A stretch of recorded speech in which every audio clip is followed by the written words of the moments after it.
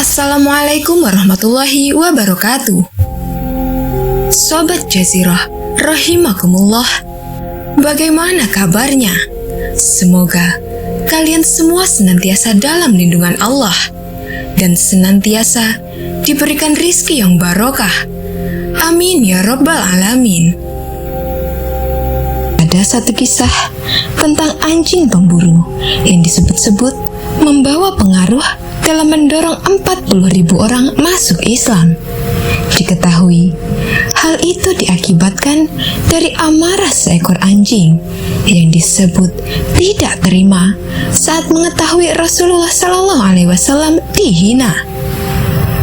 Kisah ini diabadikan dalam kitab Mu'jamus Syuyukh karangan Imam Az-Zahabi. Berikut isi selengkapnya yang diterjemahkan Ibnu Bashar. Menurut keterangan kitab tersebut, seorang hafiz bernama Ibnu Hajar Al-Asqalani radhiyallahu an bercerita, ada sekelompok pembesar Nasrani yang menghadiri pesta perayaan dari pemimpin Mongol. Usut punya usut, ternyata pemimpin Mongol tersebut telah murtad menjadi seorang Nasrani. Hingga tibalah salah satu dari undangan dalam perayaan tersebut melemparkan kata hinaan dan celaan pada Nabi Muhammad SAW. Sementara ada seekor anjing pemburu yang terikat di sudut ruangan yang sama. Bersamaan dengan itu pula, tiap hinaan yang dilontarkan oleh tamu undangan tersebut membuat si anjing menggonggong dengan keras. Tidak hanya itu, anjing tersebut terlihat mengamuk dan mencoba melompat hingga mencakar wajah orang yang melontarkan hinaan. Keadaan tersebut lantas membuat orang-orang yang melihat menjadi terkejut. Tidak sedikit dari mereka hendak menyelamatkan target sasaran dari si anjing. Hingga salah satu dari undangan tersebut berkata, "Ini diakibatkan hinaanmu kepada Muhammad SAW." Mendengar hal itu, sontak membuat orang yang menjadi target cakaran anjing itu pun mengelak. Ia pun berkata, "Tidak, anjing ini hanya spontanitas karena melihat isyarat tanganku dan disangka aku ingin memukulnya." Beberapa saat setelahnya, orang Nasrani tersebut mengulang kembali celaan terhadap Nabi Muhammad, bahkan dengan perkataan yang sangat keji. Kemudian si anjing pun berhasil melepaskan diri dari rantai yang mengikatnya dan langsung menyerang leher orang Nasrani tersebut. Karena kejadian ini pula, ada sekitar 40.000 orang Mongol berbondong-bondong masuk Islam. Wallahu a'lam bishawab. Kisah selanjutnya.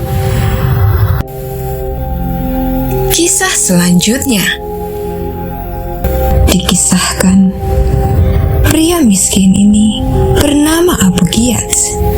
Ia adalah penduduk Mekah yang sudah renta dan menanggung kehidupan 8 wanita di dalam rumahnya yang hampir roboh. Diikuti melalui laman Risalah Nabawi, kisah Abu Giyats dan 1000 dinar ini memberikan pesan luar biasa tentang seseorang tak pernah menyangka bahwa dirinya akan menemukan harta senilai 9 miliar jika dirupiahkan pada zaman ini. Diriwayatkan oleh Imam At-Tabari, dikisahkan bahwa seorang lelaki renta berusia sekitar 86 tahun hidup di masa generasi tabi'in. Jadi, Abu Giyats ini adalah seorang anak dari cucu para sahabat Nabi.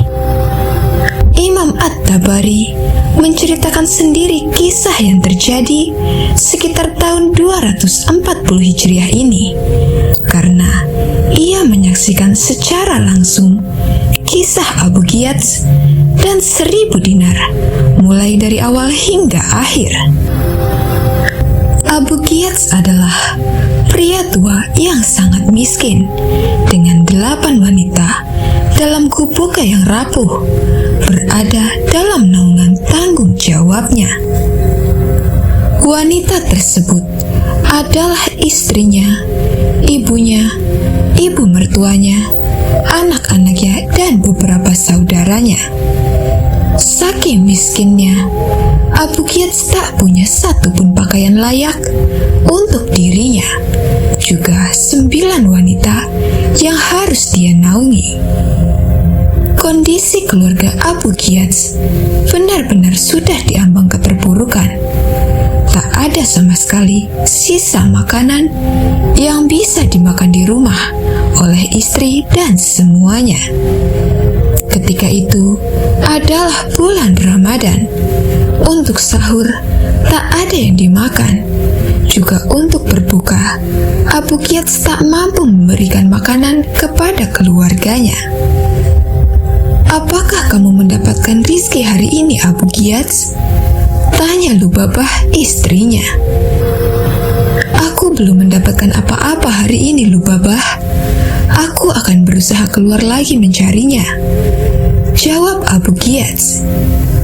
Abu Qiyats keluar mencari nafkah hingga jarak yang jauh dari rumahnya. Ditempuhnya jalan kaki selama setengah hari, dan ia merasa lelah dan duduk di bawah sebuah pohon. "Ya Allah, apalagi yang harus aku lakukan? Beberapa orang menolak jasaku. Aku sudah merasa kelelahan. Sekiranya kematian menjadi yang terbaik untukku dan membuat aku terlepas dari amanah tanggung jawabku terhadap 9 wanita di rumahku." Lelaki tua itu mengeluh kepada Robnya. Tangan Abu Qiyats secara tak sengaja menggaruk-garuk tanah di bawahnya dan menyentuh sebuah benda, sebuah peti. Ia terus menggaruk-garukkan tangannya dan menemukan sebuah peti yang ketika ia buka ternyata berisi kepingan dinar sejumlah 1000 keping. Abu Qiyats terkejut dan degup jantungnya menjadi semakin kencang. Tetapi kemudian ia tenang kembali karena mengingat Allah.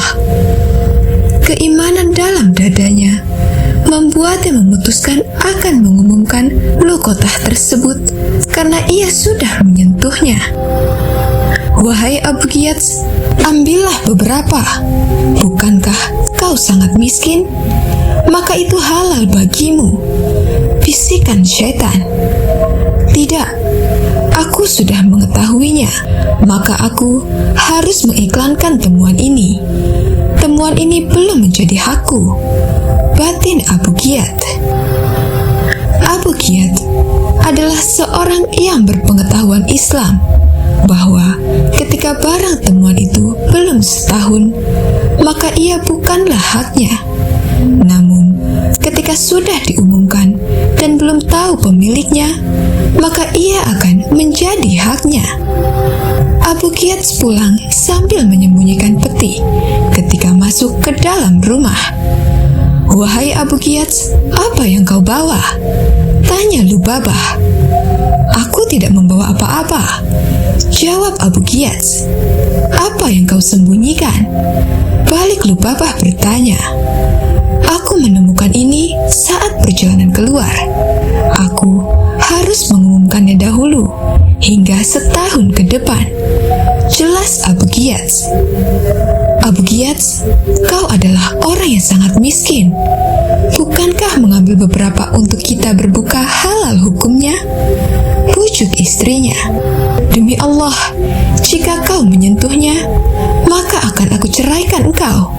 Ini bukan hak kita," tegas Abu Qiyats. Abu Qiyats akhirnya mengubur peti dinar tersebut di dalam rumahnya. Kemudian ia pamit kepada keluarganya dan menuju kota Mekah untuk mengumumkan barang temuannya. Sampai di Mekah, Abu Qiyats melihat seorang kurasan sedang memberikan pengumuman. "Wahai orang-orang Mekah, apakah kalian menemukan sebuah peti emas milikku? Jika kau menemukannya, maka berikan padaku.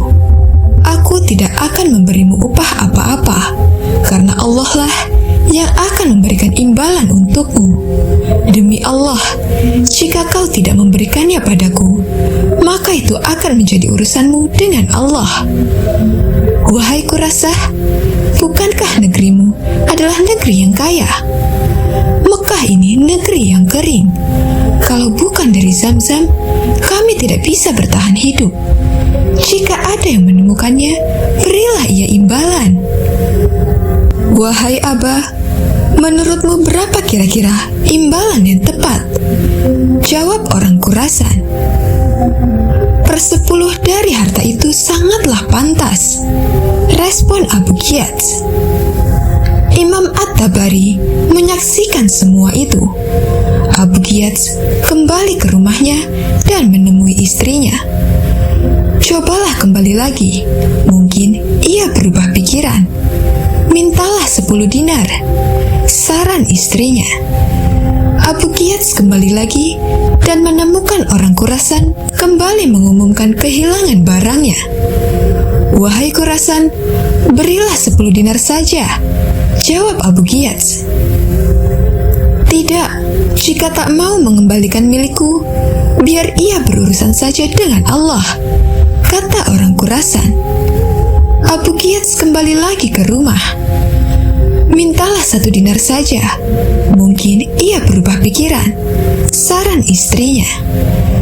Abu Ghiyas kembali lagi dan meminta 1 dinar saja. Tetapi orang Khurasan tidak mau dan tetap pada tekad awal tak memberi imbalan. Abu Ghiyas pulang lagi dan menemui istrinya. Ya sudahlah, memang itu kemauannya, kembalikan saja, jawab istrinya.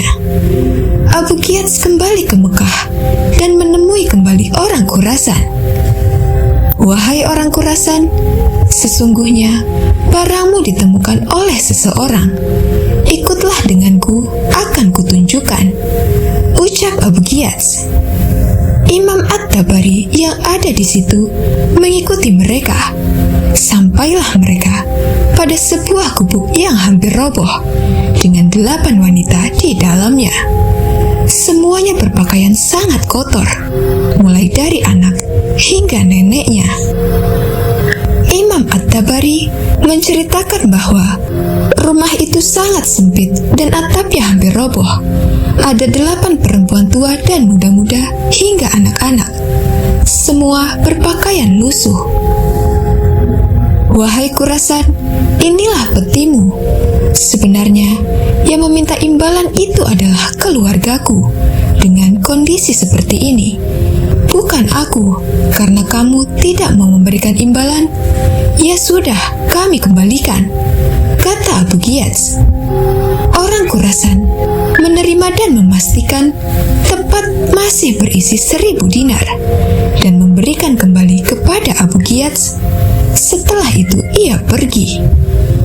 Abu Ghiyas dan seluruh 8 wanita di dalam rumah itu melongo karena kaget. Mereka tidak pernah menyangka apa yang terjadi hari itu.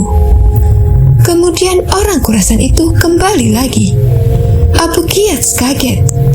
Wahai bapak tua yang miskin, sesungguhnya aku punya orang tua yang memiliki 3000 dinar sudah meninggal, dan ia berwasiat kepadaku, carilah orang paling miskin di bumi yang kau temui, berikanlah 1000 dinar kepadanya, 1 saja, dan berikanlah kepadanya, kata orang Khurasan. Gunakanlah 1000 dinar untuk dibagi sebagai warisan, 1000 dinar untuk perjalanan haji, dan 1000 dinar untuk 1 orang yang sangat butuh di bumi ini yang kau temukan, lanjutnya. At-Tabari menyaksikan semua itu, dan Abu Ghiyas menceritakan kehidupannya kepada At-Tabari yang masih muda, yang sebenarnya juga masih miskin, juga belum menjadi seorang ulama. Lihatlah At-Tabari, aku dan keluargaku ini hanya punya 1 pakaian untuk sholat. 9 kami bergantian pakaian ketika sholat, karena semua pakaian yang menempel pada tubuh kami kotor, yang kami gunakan untuk terus beraktivitas, tutur sampai menangis karena menyaksikan langsung keimanan mereka semua, yang dalam kondisi demikian tetap tidak mau mengambil yang bukan haknya. At-Tabari mengisahkan bahwa dalam rumah itu memang lantainya tanah, tidak ada kendi-kendi, kosong, tidak ada apapun. Akhir kisah, Abu Ghiath membagikan 1.000 dinar kepada 10 orang dengan adil, termasuk At-Tabari. Demikian kisah pria renta miskin bersama keluarganya, yang karena keimanannya kepada Allah, Allah cukupkan ia melebihi yang ia inginkan. Wallahu a'lam bishawab. Semoga kita semua dapat memetik hikmah dalam cerita tersebut dan juga dapat kita jadikan pelajaran untuk kehidupan kita sehari-hari. Amin ya Rabbal Alamin. Wassalamualaikum warahmatullahi wabarakatuh.